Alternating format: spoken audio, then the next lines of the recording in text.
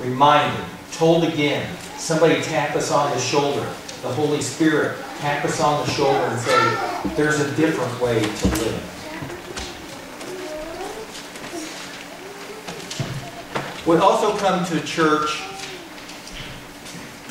to be reshaped. The best analogy I can think of is that God is like sandpaper. If you've ever watched a master carpenter, it's amazing to watch a master carpenter work. You know, they don't just go up to a board and go, yeah, it's good.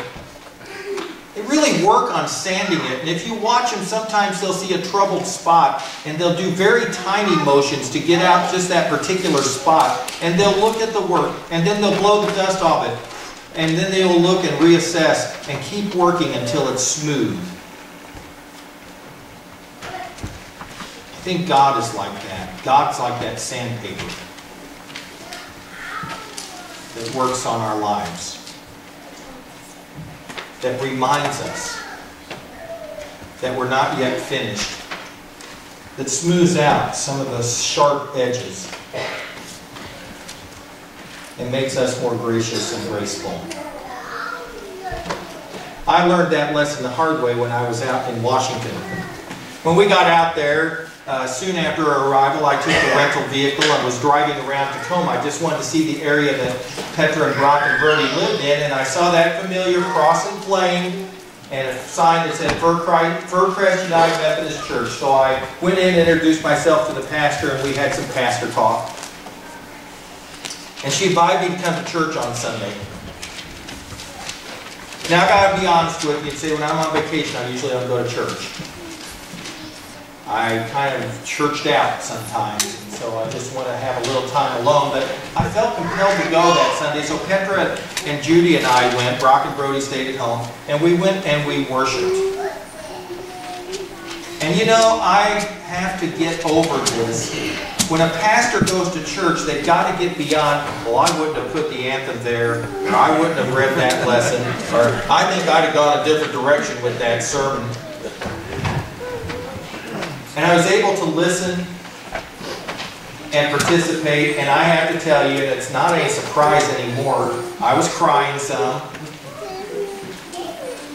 I was so overwhelmed by just the emotion of the birth, and I'm still overwhelmed by it, but anyway, I was crying some. But during worship, we heard this. I gotta make sure I get this so you can all hear it.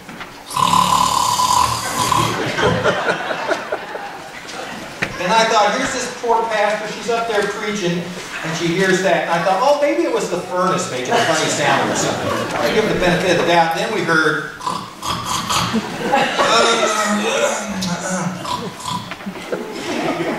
and it continued on and on and on throughout the whole service. So we're driving home. Judy and I and Petra sitting atop Mount Self-Righteousness, surveying all that is below us, saying, well, I think they need to do something about that guy that snores. Yeah, they certainly do. I know if a guy was snoring in my church, you know, all that self-righteous saber rattling. Well, the next Sunday came, and I decided to go to church. Everybody else passed, but I decided to go. During the prayer time, the pastor said, please remember the family of, we'll call him Bill. He passed away this week due to pneumonia. We always knew that Bill had some health problems, and that's why we tolerated his snoring. Johnny was like wee tiny. I could have walked under a caterpillar.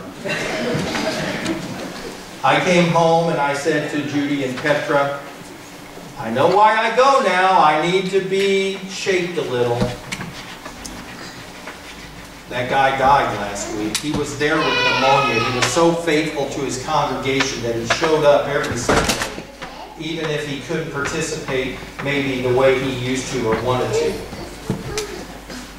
And I said, so are the two of you going to assist me down off Mountain Self-Righteous, or am I going to make it down myself? And so I came down, changed. A little bit of a hard corner got sanded that day. And I was reminded that God's still working on people and still working on me. The third thing that happened, you come to remember, come to be reminded, to be told that there's a different way. You come to be reshaped or reformed.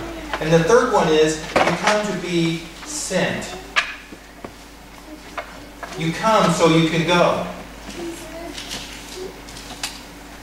Worship is not a consumable good. It's not something you can go in, say, I got my amount of worship I need this week, I've taken it all in, I'm going to go home, and by golly, if I need some next week, I'll come and get some. If I decide I want to go on the Slim Fast plan and not come for a couple weeks, whatever, that's fine. But worship is more than coming, it's going. It's going to where people are. The toolbox full of love and grace. And it's building a church outside the walls of a church building.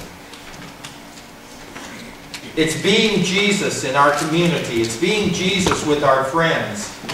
It's remembering that there's a different way to live. It's remembering that we're being reshaped. And it's going out and sharing that. If it's all just for our benefit, if it's all just for us, if it's all to make us feel good, well, we're not getting the full portion.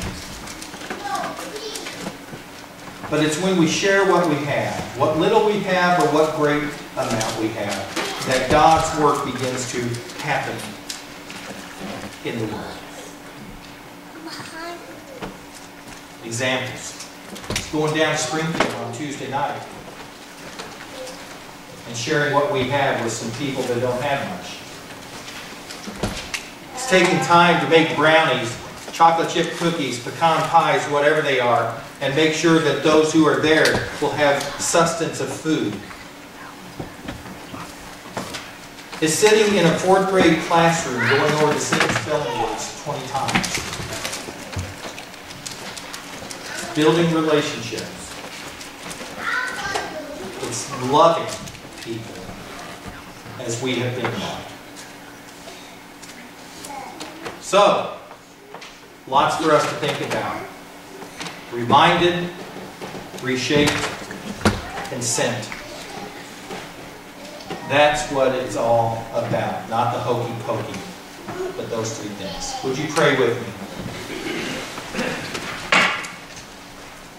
We are grateful, oh God, for a place to come and be reminded that this world is not just what it is, but there's a different way.